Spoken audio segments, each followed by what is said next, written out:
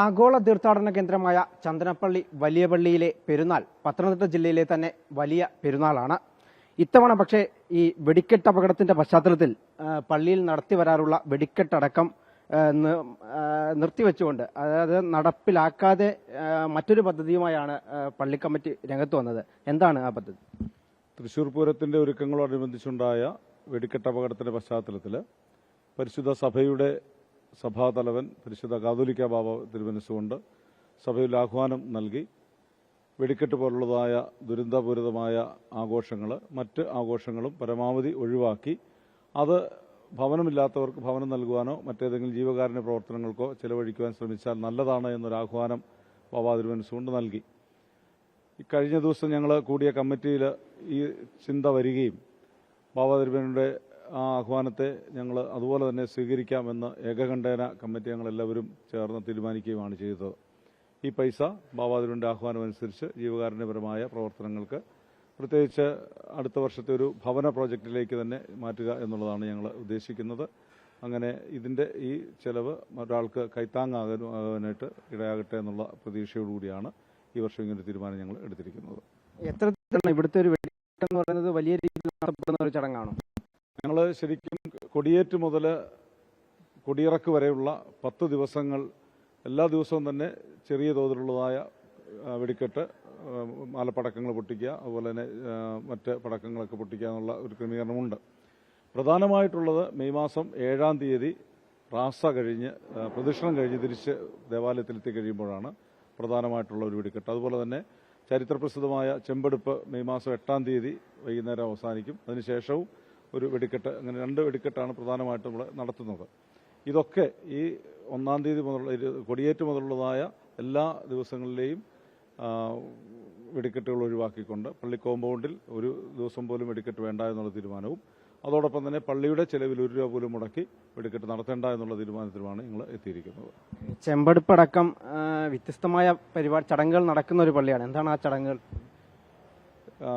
ചരിത്രപ്രസിദ്ധമായ ചെമ്പെടുപ്പ് പല പള്ളികളിലും ചെറിയ തോതിലൊക്കെ നടക്കുന്നുണ്ടെങ്കിലും അതിന്റെ ആരംഭം കുറിച്ചിരിക്കുന്നതും അതിന്റെ ഏറ്റവും ശ്രേഷ്ഠമായ അർത്ഥത്തിൽ നിലനിൽക്കുന്നതുമായ ഒരു ആചാരം അത് ഈ ദേവാലയത്തിന് മാത്രം അവകാശപ്പെട്ടതാണ്.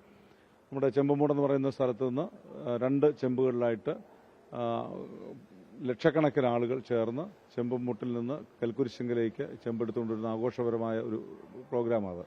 ഏകദേശം ഒരു 150-200 മീറ്റർ ദൂരമേ ഉള്ളൂവെങ്കിലും 1 മണിക്കൂറിലധികം എടുത്താണ് അത് ഇവിടെ എത്തുന്നത്. അത്രയ്ക്ക് ജനബാഹുല്യം അവിടെ നമ്മൾ അനുഭവപ്പെടുന്നുണ്ട്. അത് വളരെ ഭക്തിയോടെ ആ ചെമ്പിൻ്റെ തണ്ടിലൊന്ന് തൊടാൻ വേണ്ടിയിട്ട് ഭക്തിയോടെ തൊടുന്ന ആളുകൾക്കത് കൂടുതൽ അനുഗ്രഹം ലഭിക്കുമെന്ന വിശ്വാസത്തോടും ഭക്തിയോടും വന്ന് തൊടാൻ വേണ്ടിയിട്ട് ലക്ഷക്കണക്കിന് ആളുകൾ കടന്നു വരാറുണ്ട്. നാനാജാതി മതസ്ഥർ പങ്കെടുക്കുന്ന ചടങ്ങുകളാണ് നടക്കുന്നത്. ഗീവർഗീസ് സഹദായുടെ തിരുശേഷിപ്പ് സൂക്ഷിക്കുന്ന ഒരു പള്ളിയാണ്, അങ്ങനെയല്ലേ? തിരുശേഷിപ്പടം ആലയത്തിനുള്ളിൽ തന്നെ ഉണ്ട്. ഇവിടെ വരുന്ന വിശ്വാസികളിൽ ഏതാണ്ടൊരു 50-60% ഹൈന്ദവ വിശ്വാസികളാണ് സഹദായുടെ ഈ ഏറ്റവും കൂടുതൽ. ക്രൈസ്തവ വിശ്വാസത്തിലുള്ള ആളുകൾ അതിനേക്കാൾ കൂടുതൽ വിശ്വാസത്തോടും അതിനേക്കാൾ കൂടുതൽ ഭക്തിയോടും ഒരുക്കത്തോടും കൂടി എൻ്റെ കാഴ്ചപ്പാടിൽ അത് കടന്നു വരുന്ന ഹൈന്ദവ സഹോദരങ്ങളാണ്. അവർ സഹിതം ഈ വെടിക്കെട്ട് മാറ്റിവെക്കുന്നു എന്നുള്ളതിനകത്ത് ഈ നല്ല കാര്യത്തിന് വേണ്ടി എന്നുള്ള നിലയിൽ സന്തോഷത്തോടെ സഹകരിക്കുകയും അതിൻ്റെ നല്ല അഭിപ്രായങ്ങൾ പോസിറ്റീവായിട്ട് ഞങ്ങളെ പങ്കുവയ്ക്കുകയും ചെയ്തിട്ടുണ്ട്. ഇത്തരത്തിൽ ഈ പെരുന്നാൾ കഴിഞ്ഞ ഉടനെ സഹായം ചെയ്യാനാണോ? അങ്ങനെയാണ് നമ്മൾ ഒരു വർഷം നീണ്ടു നിൽക്കുന്ന ജീവകാരുണ്യ പദ്ധതികളാണ് സാധാരണഗതി നടക്കുന്നത്. കഴിഞ്ഞ സാമ്പത്തിക വർഷത്തിൽ ഏതാണ്ട് 13 ലക്ഷത്തോളം രൂപ ജീവകാരുണ്യപരമായിട്ട് നമ്മൾ പ്രവർത്തിച്ചിട്ടുണ്ട്. അതിലെ 3 വീടുകൾ നമ്മൾ നിർമ്മിച്ച് നൽകി, താമസയോഗ്യമാക്കി നൽകി. പിന്നെ രോഗികൾക്കുള്ള ചികിത്സകൾ, വിവാഹ സഹായം, ഇങ്ങനെ പല വിധത്തിൽ 13 ലക്ഷം രൂപയോളം ചെലവാക്കി. ഈ വർഷത്തെ ഈ സാമ്പത്തിക വർഷത്തെ, അതായത് ഈ ഏപ്രിൽ മാസം മുതൽ അടുത്ത മാർച്ച് മാസം വരെയുള്ള സാമ്പത്തിക വർഷത്തിലും ഇതുപോലെ തന്നെ ജീവകാരുണ്യപരമായ ഒത്തിരി പ്രവർത്തനങ്ങൾക്ക് മുൻതൂക്കം നൽകുന്നുണ്ട്. അതിൽ നിർബന്ധമായും ഒരു ഭവന പദ്ധതിയെങ്കിലും കാണും. ഈ വർഷം 3 ഭവന പദ്ധതികളാണ് നിർവഹിച്ചിരിക്കുന്നത്. ഈ മെയ് മാസം 8-ാം തീയതി പരിശുദ്ധ ബാബ തിരുമനസ്സുകൊണ്ട് അതിൻ്റെ താക്കോൽദാനം നൽകുന്നുണ്ട്. അടുത്ത വർഷത്തെ ഭവന നിർമ്മാണ പ്രോജക്റ്റിലേക്ക് ഈ ഫണ്ട് ഉപയോഗിക്കുക എന്നുള്ളതാണ് നമ്മളിപ്പോൾ തീരുമാനിച്ചിരിക്കുന്നത്. വലിയ ദുരന്തത്തിന്റെ പശ്ചാത്തലത്തിലാണ് ഇത്തരത്തിലൊരു തീരുമാനമെടുത്തിരിക്കുന്നത്. ഈ വെടിക്കെട്ടിന് നടത്താൻ വെച്ചിരുന്ന പൈസ മുഴുവൻ മറ്റ് ജീവകാരുണ്യ പ്രവർത്തനങ്ങളിലേക്ക് വകമാറ്റാനാണ് പള്ളി കമ്മിറ്റിയുടെ തീരുമാനം. നാനാജാതി മതസ്ഥർ പങ്കെടുക്കുന്ന വലിയ ചടങ്ങുകൾ നടക്കുന്ന ഒരു പള്ളി തന്നെയാണ് ഈ ചന്ദനപ്പള്ളി വലിയ പള്ളി. എന്തായാലും ആ കമ്മിറ്റിയുടെ ആ തീരുമാനത്തെ എല്ലാവരും സ്വാഗതം ചെയ്തിട്ടുണ്ട്. ക്യാമറമാൻ രതീഷ് മടമിശലിനൊപ്പം കണ്ണൻ ദേവ്, അമൃത ന്യൂസ്, പത്തനംതിട്ട.